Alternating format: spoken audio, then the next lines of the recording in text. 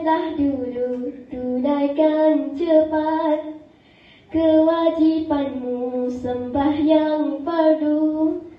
Di awal waktu ikut sunnah Rasulillah.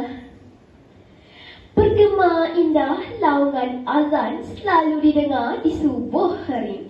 Tajuk tazkirah menuju kejayaan, buat renungan rakan sekeliling. Bismillahirrahmanirrahim. Assalamualaikum warahmatullahi wabarakatuh. Alhamdulillahirabbil alamin. Wassalatu wassalamu ala asyrafil anbiya'i wa mursalin wa ala alihi wa sahbihi ajmain. Apa khabar kawan-kawan? Sihat tak tu? Alhamdulillah, semua sihat. Kawan-kawan salat subuh tak pagi tadi? Alhamdulillah, semua salat. Kawan-kawan, dengar sini. Solat fardu 5 waktu sehari semalam ialah wajib dan ia merupakan rukun Islam yang kedua. Betul ke tak kawan-kawan? A'udzu billahi minasyaitonir rajim. Bismillahirrahmanirrahim. Wa aqimus salata wa yutuz zakah. Maksudnya, dirikanlah solat dan tunaikanlah zakat. Surah Al-Baqarah ayat 43. Ayat ini menjelaskan kepada kita akan kewajipan menunaikan solat bagi orang-orang Islam.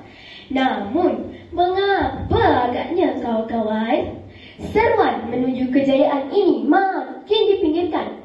Cuba kawan-kawan renungkan antara bermain game di handphone atau segera mendirikan solat selepas mendengarkan azan. Yang mana satu yang menjadi keutamaan?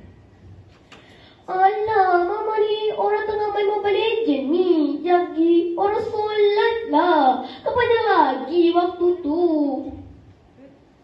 Ish, tengok ni. Kan kalah. Aduh.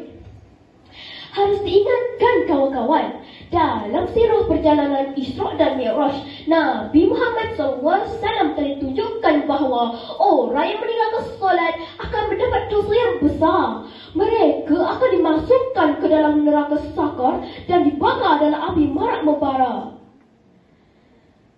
Ingat tak PKP 6 tahun lepas, kita tidak dibenarkan sembahyang berjemaah di masjid.